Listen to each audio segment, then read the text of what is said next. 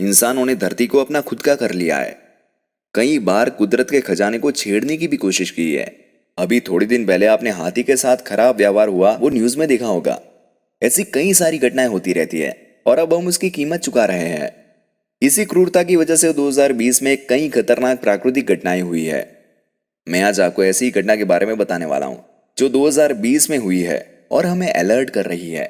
ये घटना देखेंगे तो आपको पता चल जाएगा कि परिस्थिति कितनी खराब होती जा रही है।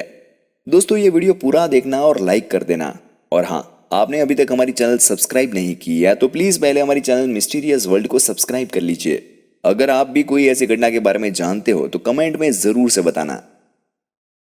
दोस्तों, यूक्रेन के जंगल में कई दिनों से आग लगी हुई है। ये आग अब यूक्रेन के चेर्नोबिल न्यूक्लियर प्लांट से कुछ ही किलोमीटर दूर है। आप सोच सकते हो कि अगर ये आग न्यूक्लियर प्लांट में लगी तो कितनी बड़ी तबाही मच जाएगी। आग की ज्वाला और भारी पवन की वजह से इस जंगल में थोड़े बहुत विकिरण की हिलचाल भी बढ़ गई है। यह जंगल में कई बार आग लगती है, लेकिन इस बार लगी आग की ज्वाला सबसे बड़ी है। सबसे बड़ी आग थी वो 34,000 हेक्टेयर में फैली हुई थी, जबकि जो न्यूक्लियर प्लांट से नजदीक है वो 12,000 हेक्टेयर में फैली हुई है।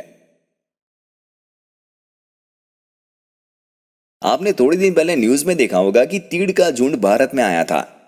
दोस्तों, ये झुंड ईस्ट अफ्रीका, एशिया और मिडिल ईस्ट में कई देशों में आतंक मचा चुका है। ये झुंड खेती के पाकों को बहुत नुकसान कर देता है। अगर तीड़ का आतंक चलता रहा तो फूड सप्लाई और रोटी पर खतरा पैदा हो सकता है। दोस्तों, केन्या में भी ये झुंड आया था जो 2,400 स्क्वायर किलोमीटर में फैला हुआ था। ये झुंड इतना नुकसान कर सकता है जितना कम से कम 3.5 मिलियन लोग एक दिन में खाना खा सकते हैं। जनवरी में फिलीपींस में एक ज्वालामुखी ने लावा उगलना शुरू कर दिया था।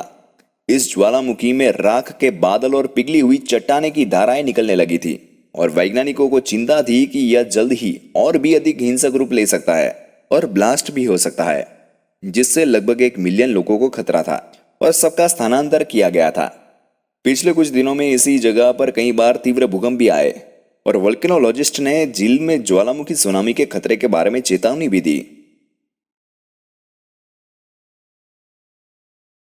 जनवरी में न्यू साउथ वेल्स, ऑस्ट्रेलिया में इमरजेंसी लगाई गई थी क्योंकि देश के दक्षिण तट पर जंगल में बहुत बड़ी आग लगी थी। इसी आग की वजह से लाखों एकड़ जमीन जल गई थी और बहुत सारे शहरों को खाली करना पड़ा था। देश के सबसे अधिक आबादी वाले न्यू साउथ वेल्स और विक्टोरिया में लोग आग से बचने के लिए भागने लगे थे और रास्तों को कारों से भर दिया था। देश के कुछ क्षेत्रों ने वायु गुणवत्ता माप को खतरनाक स्तर से 20 गुना अधिक दर्ज किया था।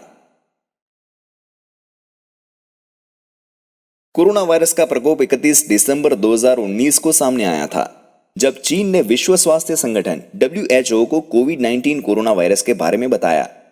इसकी वजह से बहुत सारे लोगों को सांस की बीमारी लग गई और ऐसा माना जाता है कि बीमारी चीन के वुहान शहर में आए वेट मार्केट से फैली थी। 3 से 4 महीने में यह वायरस पूरे विश्व में फैल गया और बहुत सारे लोगों की मौत भी हो गई। कोरोना वायरस का अभी तक कोई इलाज नहीं मिला है और हर दिन फैलता ही जा रहा है। इन मुख्य तबाही के अलावा 2020 में अन्य कई आपदाएं हुई है जो बताती है कि स्थिति कितनी खराब होती जा रही है। जनवरी में तुर्की के इलाजिंग प्रांत में 6.8 की तीव्रता वाले भूकंप में लगभग 50 लोगों की जान चली गई। न्यूजीलैंड के ग्लेशियर ऑस्ट्रेलियाई झाड़ियों के धुएं, राख और धूल की वजह से ब्राउन रंग के हो गए। दुबई बाढ़ से बहुत प्रभावित हुआ और कई फ्लाइट में देरी हुई या रद्द कर देनी पड़ी। जकार्ता में बाढ़ पिछले 1 दशक में सबसे खराब बताई जा रही है और इसमें 66 लोगों की जान चली गई। कश्मीर के हिमालय क्षेत्र में भारी बर्फबारी से 100 से अधिक लोगों की जान चली गई।